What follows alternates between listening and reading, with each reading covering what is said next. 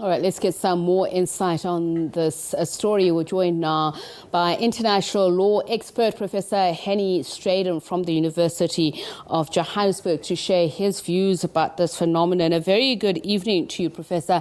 Thank you so much for speaking to us. As we mentioned at the introduction of this, what Antonio Guterres has said, some are calling this military intervention in the face of the failure of democracy.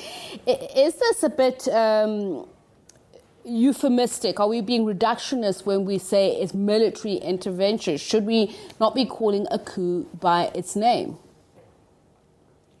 Yes, I think we should. And these kinds of problems will persist in Africa unless we look at the root causes for coup d'etats in Africa and other instances of political tension and military interventions.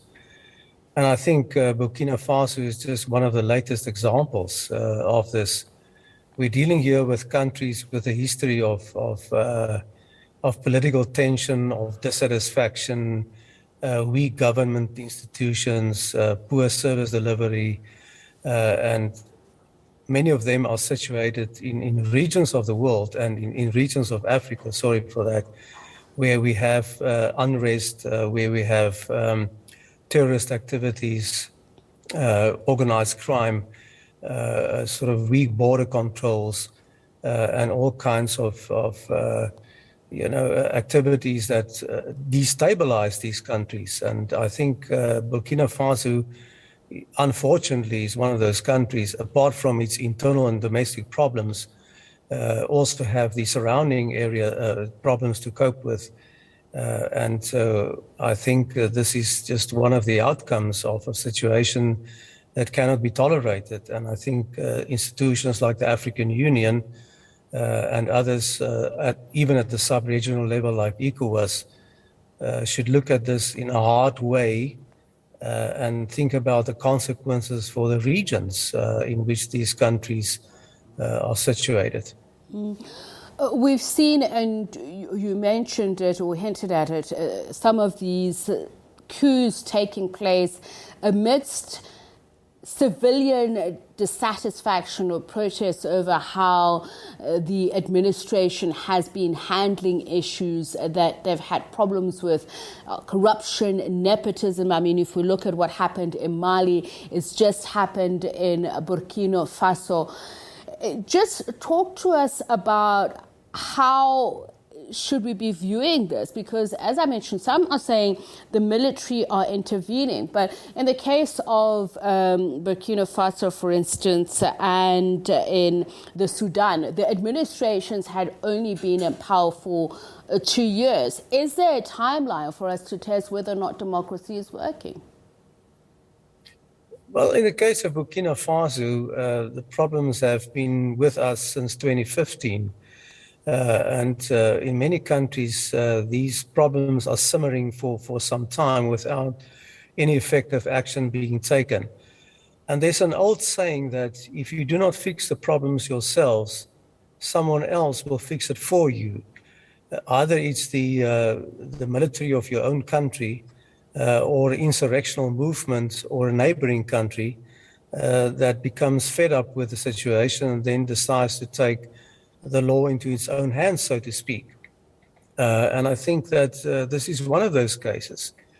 In the case of Burkina Faso, the army has registered some discontent with the slow progress by the government in dealing effectively with the ISIS threat. Also because of the fact that many people were killed and also displaced. So this is one of those instances which demonstrate to us the urgency that governments has to really take a hard look at these issues within their own countries and within the regions in which they are situated and respond to that very effectively and timelessly. If not, this is one of the consequences that we will see in the future. And unless we solve these problems coup d'etats will remain an very, very unfortunate event on the African continent. So we'll see what the military regimes who've then affected this power grab have done immediately. But I want to look at the Guinea coup, for instance. The military there arrested the president, dissolved the government, after it was said that a senior commander in the special forces was dismissed. We've seen this happen in other countries as well. Is there a sense that the military expects that they co-govern? Unfortunately so. I think you're touching on a very important point. And I think that they assume a certain level of power, rightly or wrongly, and they quite often act upon that, and that could be part of the problem. And that is very unfortunately so, because quite often it creates greater instability after the military wing of government has taken over, and quite often the outcome of that takeover is not clear and can go on for many, many years, with also stalling the possibility of a civilian government taking control again.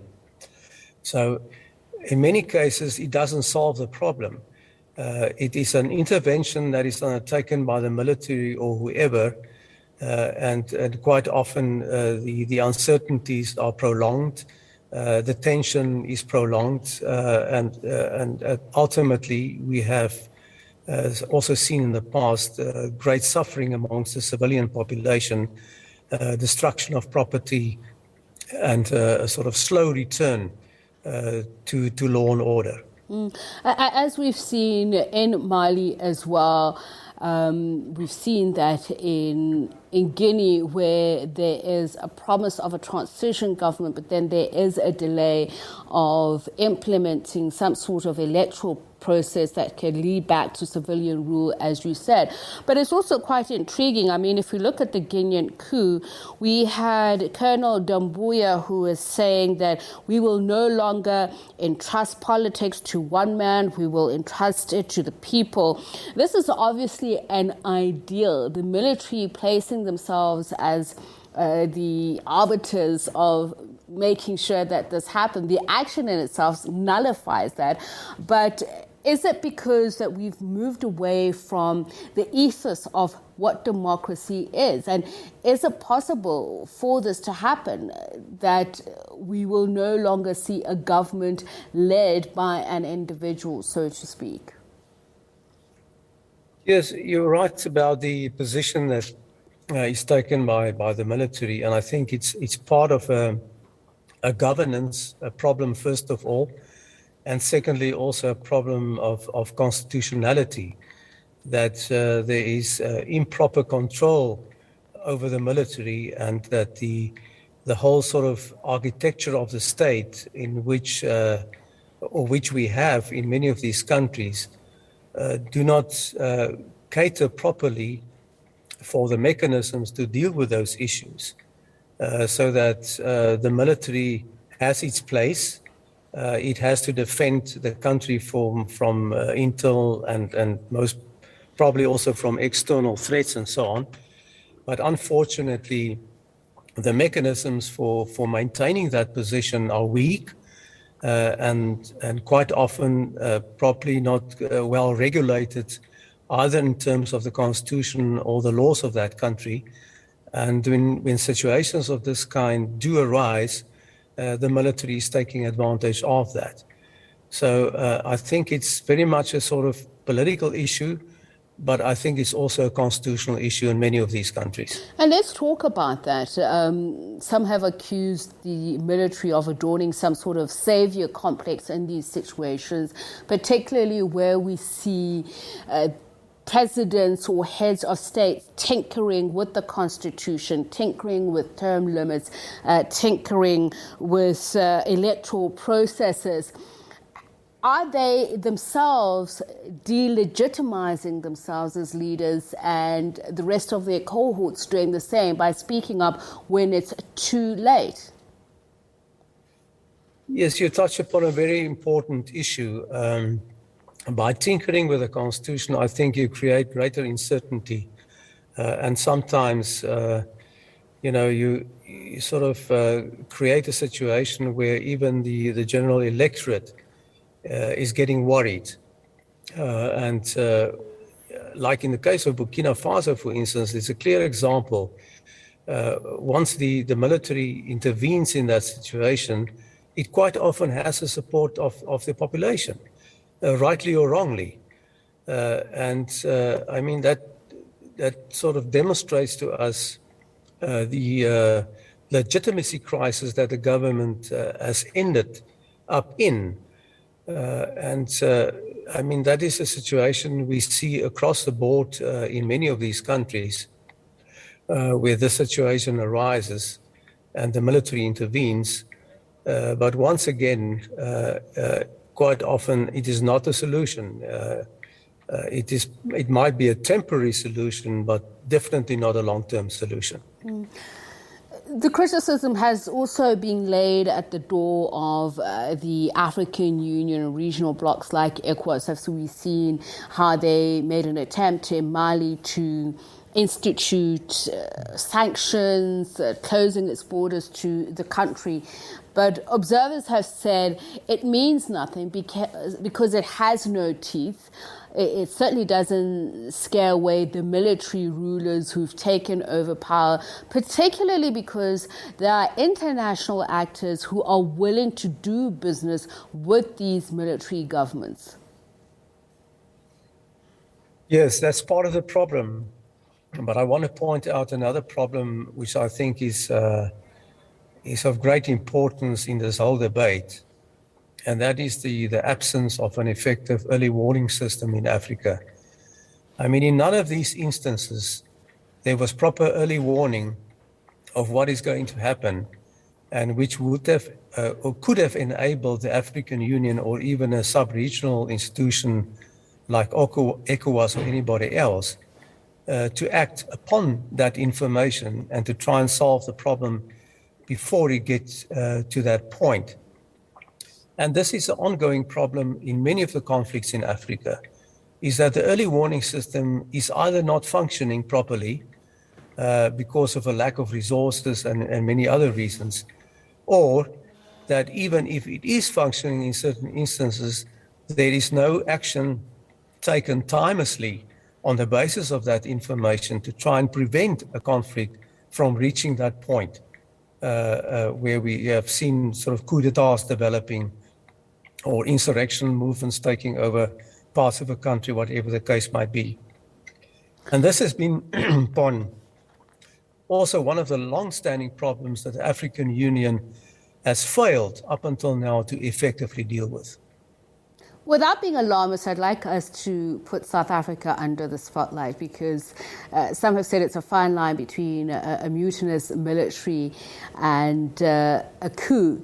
We've seen many quote-unquote strange things happen recently in South Africa, and that is the attack on national key points. And we've seen random, and I say that in quotes, robbings of police stations where there are arms. We know that the country has a history of armed cash deposits being hidden elsewhere. So would it fit into that early warning system that you're talking about? What would we consider an early warning system when it's serious enough?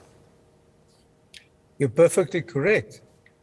I mean, those are sometimes small signs of something that is fundamentally wrong in a country. And they can very easily escalate to something more vicious and more important, and even up to a point where it might be too late to react. And South Africa is a case in point, and so are many other African countries on the African continent. And sometimes the reaction of government is absolutely not adequate, and even one sometimes get the impression that they're not taking this seriously. So one would expect from a responsible government to act more decisively and more effectively when signs of this kind are emerging, and to prevent something from escalating to a point where you have far more serious problems to cope with, and which can take a much longer time to resolve. And with loss of life and loss of infrastructure, it may cost more, and so on. Okay. And this has been one of the issues that is frequently addressed by the United Nations and also by commentators on the many conflicts that we have in Africa. It's a failure of early warning system and a failure of governments to react decisively and timelessly to those signs. Right. Just a final question, Professor Van Vuuren. I want to talk about the external factors that you referred to earlier on, the reaction of the international community.